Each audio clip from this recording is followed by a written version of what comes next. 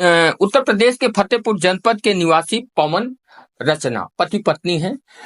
उनको लगातार शादी के बाद एक 3 बेटियां होती हैं। एक बेटे की चाहत में पूरा परिवार इंतजार कर रहा होता है। आखिरकार रचना फिर से चौथी बार जब गर्भवती होती हैं तो परिवार में खुशियां छा जाती हैं और इंतजार किया जाता है रचना के डिलीवरी का समय, और धीरे धीरे करके वो समय भी नजदीक आ जाता है। 9 दिसंबर को फतेहपुर के खागा स्वास्थ्य केंद्र में रचना एक बच्चे को जन्म देती हैं। बच्चा लड़का था, और आपको बता दें जब परिवार के लोगों को इसकी जानकारी दी जाती है तो परिवार के लोग खुश हो जाते हैं, लेकिन जैसे ही बच्चे का मुंह देखते हैं जो परिवार के लोग होते हैं वो शॉक्ड हो जाते हैं। उनके चेहरे से खुशियां गायब हो जाती है, क्योंकि जो बच्चा पैदा हुआ था वो बेहद ही दुर्लभ था।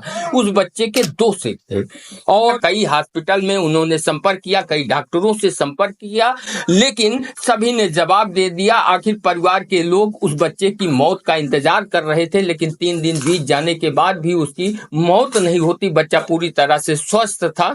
तो कुछ लोगों ने प्रयागराज में नारायण स्वरूप के जो फाउंडर हैं राजीव सिंह से मिलने की सलाह दी। पति पत्नी दोनों प्रयागराज आते हैं नारायण स्वरूप हॉस्पिटल में।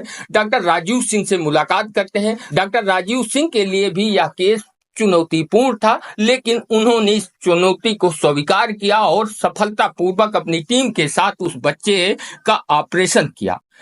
आज हमारे साथ खास बातचीत के लिए हैं नारायण स्वरूप के founder doctor Rajiv Singh. Sir, स्वागत है न्यूज सागर 24 में। बहुत बहुत धन्यवाद, आपका भी स्वागत है हमारे हॉस्पिटल में। पंडित जी बताएं। सर, जो मामला आपके यहाँ सामने आया है क्या था? 2 सर थे बच्चे के, तो क्या पूरा मामला क्या था?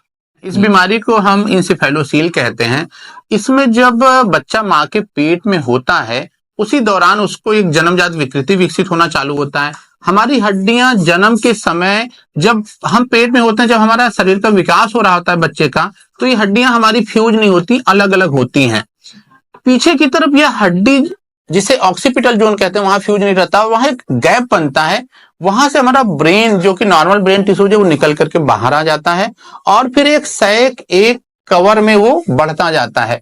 इसीलिए जब इस तरह के बच्चे पैदा होते हैं तो वो 2 सिर की तरह दिखाई देते हैं, जो कि रियल में इस बीमारी को इंसेफेलोसील कहते हैं। यह एक प्रकार का न्यूरल ट्यूब डिफेक्ट है जो लगभग 10 लाख में किसी एक बच्चे को ऐसा होता है और बहुत ही कम डॉक्टरों के जीवन में कभी यह पेशेंट देखने को मिलता है। इसीलिए अक्सर इस केस में लोग डॉक्टर्स जो है वो सर्जरी या इलाज करने से हेजिटेट करते हैं। तो इस पेशेंट में, इस बच्चे में भी यह बीमारी विकसित हुई। अक्सर जब बच्चा माँ के पेट में होता है उसी समय एक प्रोटोकॉल है डॉक्टरों का अपना, जो गायनेकोलॉजिस्ट होती हैं उनके द्वारा होता है कि 3 बार अल्ट्रासाउंड अवश्य कराएं प्रेगनेंसी के दौरान। तो जन्म जहां तक अगर कोई बीमारी विकसित हो रही है तो वो अल्ट्रासाउंड में पकड़ में आ जाता है और उसको अगर वो इलाज लायक होता है तब तो बच्चे की नॉर्मल डिलीवरी कराई जाती है, नहीं तो बच्चे को अबॉर्ट करा दिया जाता है। बट इस पेशेंट के साथ ऐसा नहीं हुआ। ये बच्चा पैदा होता है, पैदा होने के बाद नर्स इसको जो है वो रिफर करते, डॉक्टर इसको रिफर करते हैं। इस सरकारी हॉस्पिटल में जाते हैं, 4 दिन फतेहपुर में भर्ती रहते हैं, बट वहां नहीं हो पाता तो ये लोग फिर इसको कानपुर लेके जाते हैं, फिर वहां के हॉस्पिटल में भर्ती करते हैं। फाइनली यह होता है कि नहीं, इसका इलाज करना संभव नहीं, घर लाते हैं एंड इंतजार करते रहते हैं कि कब यह बच्चा जो है एक्सपायर होगा। तो किसी परिवार के लिए बहुत दुखद पल होता है। फिर ये हॉस्पिटल आते हैं, यहाँ पे हम लोग इनका सीटी स्कैन करते हैं, अल्ट्रासाउंड करते हैं ब्रेन का, एंड फिर ये देखते हैं कि जो ब्रेन का यह एक्स्ट्रा ब्रेन विकसित हो गया है 2 सर, वह नॉन वायबल है। वह सर इसका लाइव नहीं है, जो ब्रेन टिश्यूज है वो नॉन वायबल होते हैं एंड इसे इस जगह से सर नॉर्मल ब्रेन पार्ट से अलग कर दिया जाता है ऑपरेट करके। अच्छा सर, छोटी छोटी नसें होती हैं, बहुत महीन महीन नसें होती हैं, तो उन ये केस मान लीजिए दुनिया में कितने ऐसे मामले सामने आ चुके हैं? क्या कुछ आंकड़ा है इसका? बिल्कुल, बहुत रेयर है। जैसा मैंने कहा कि 10 लाख में कोई एक केस ऐसा होता है कि 10 लाख बच्चे जब पैदा होते हैं तब कोई एक बच्चा इस तरह का पैदा होता है, और वो भी अगर शुरुआत में अल्ट्रासाउंड में दिख गया तो उसका अबॉर्ट करा दिया जाता है, क्योंकि इस तरह के बच्चे आगे चल के उनमें मानसिक विकृति का डर रहता है, मेंटली रिटार्डेड हो सकते हैं, न्यूरोलॉजिकल हाथ पैर उनके कमजोर हो सकते हैं, नॉर्मल उनका शारीरिक विकास नहीं हो सकता, इस वजह से यूजुअली होता है। तो बहुत रेयर है। इवन 17 साल की मेरी खुद की प्रैक्टिस में ये 2 केस हैं। 2 केस हैं। हाँ। इसके पहले आपने किया था? एक ऑलरेडी हम लोगों ने किया था 2007 में, क्योंकि उसका रिजल्ट बहुत अच्छा था। उसी केस के आधार पे हम लोगों ने इस सर्जरी को आगे प्लान किया। जो पहला आपने ऑपरेशन किया था जिस बच्चे का, वो बच्चा कैसा, नॉर्मल है? वो बिल्कुल नॉर्मल है, 17 साल का हो चुका है और अभी हम लोगों ने इस ऑपरेशन के बाद उसको बुलाया था, वो आया यहाँ पे और अपना उसने बाकायदा सारा चीजें बताई। इसमें वो क्लास 11 में पढ़ रहा है और लगभग पूरी तरह से फिट है वो। अच्छा, जो अभी आपने जिस बच्चे का ऑपरेशन किया तो इसकी क्या कंडीशन क्या है? फाइनली हम लोगों ने वर्कआउट के बाद हमारे 3 डॉक्टरों की टीम ने इसकी सर्जरी प्लान किया, जिसमें हमारे न्यूरोसर्जन, हमारे पीडियाट्रिशियन और मैं, साथ में हमारे एनेस्थेटिक्स एंड पीडियाट्रिशियन, ये 5 डॉक्टरों की टीम ने फाइनली इसकी सर्जरी की। लगभग 10 दिन तक इसको एनआईसीयू में रखा गया। सर्जरी के दौरान इसे नॉर्मल ब्रेन से इसके पार्ट को अलग कर दिया गया, करके उसको जांच के लिए भेज दिया गया। 10 दिन तक इसे एनआईसीयू में रखा, जब बिल्कुल फीडिंग करने लगा, क्राई अच्छी हो गई तो देन जनरल वार्ड में करके इसका डिस्चार्ज कर दिया गया। अभी बच्चा फॉलोअप में दिखाने आ रहा है और अभी अच्छे से दूध पी रहा है, कोई हाथों पैरों में कोई कमजोरी नहीं है, उसका विकास नॉर्मल हो रहा है। जब पति पत्नी के साथ जब बच्चा पैदा हुआ और चेहरा देखा बच्चे का तो निराश हो गए पूरा परिवार, और लेकिन आपने फिर से एक बार उस परिवार को खुशियों से भर दिया है उस परिवार में।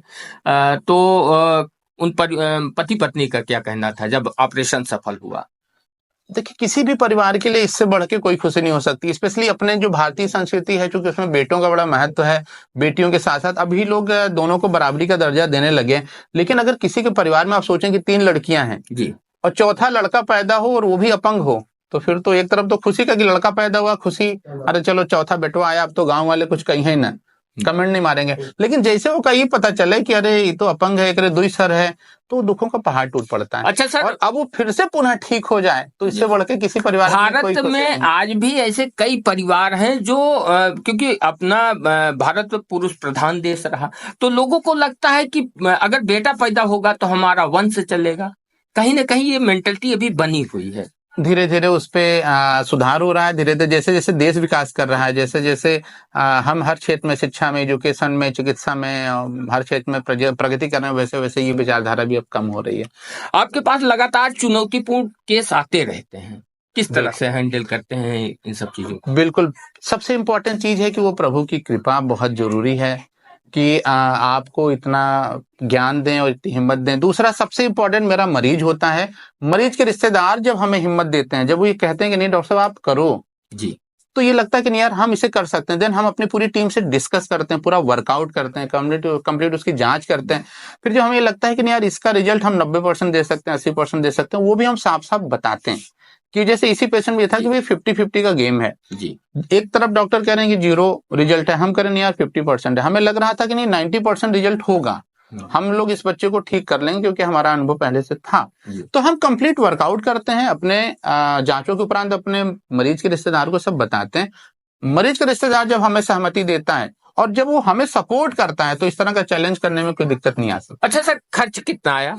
खर्च यूजुअली इसमें जो एवरेज खर्च है वो लगभग इसका 80,000 के आसपास आया, जो कहीं से भी कम होगा। यह ऑपरेशन अगर दिल्ली या किसी मेट्रो सिटी में हो तो मिनिमम 4 to 5 लाख जाएगा। बट अगर यदि है उसके बजट में 80,000 में अगर पूरा ठीक हो के ऑपरेशन 80,000 बजट जो आप बता रहे हैं, लगभग आम आदमी भी इसको, इस भार को उठाने में सक्षम है। बिल्कुल उठा लेगा, बिल्कुल उठा सकता है। वो भी बेटा है, 10 से 12 दिन वह आईसीयू में रहता है, एनआईसीयू में रहता है और फिर ठीक होकर जाता है। तो इससे बढ़ के कोई ऐसे तमाम परिवार होंगे जो डॉक्टर राजीव सिंह को दुआएं भी देते होंगे।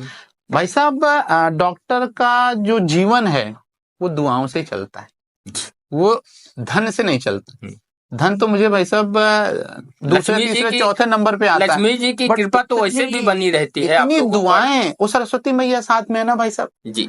तो सरस्वती मैया का ज्ञान हम रोज लेते रहते हैं, रोज पढ़ते रहते हैं, रोज सीखते रहते हैं। अभी भी तो लक्ष्मी मैया अपने नहीं सर, अभी भी पढ़ने की जरूरत पड़ती है प्रतिदिन भाई साहब। मेडिकल एक ऐसी ब्रांच है जहां हर मरीज एक चैलेंज होता है और प्रतिदिन एक नए रूप में केस आते हैं। जैसे हर इंसान की आवाज अलग है, बोली अलग है, वैसे हर इंसान के शरीर की बीमारियां अलग होती हैं, उनके स्टेज अलग होते हैं जी। और हमें अपडेट होना पड़ता है, हमें पढ़ना पड़ता है जी। चलिए, बातचीत करने के लिए थैंक यू सर। आपका भी बहुत बहुत धन्यवाद पंडित जी। ये थी छोटी सी बातचीत डॉक्टर राजीव सिंह से। आप लोग क्या सोचते हैं, कमेंट कर अपनी राय जरूर दें।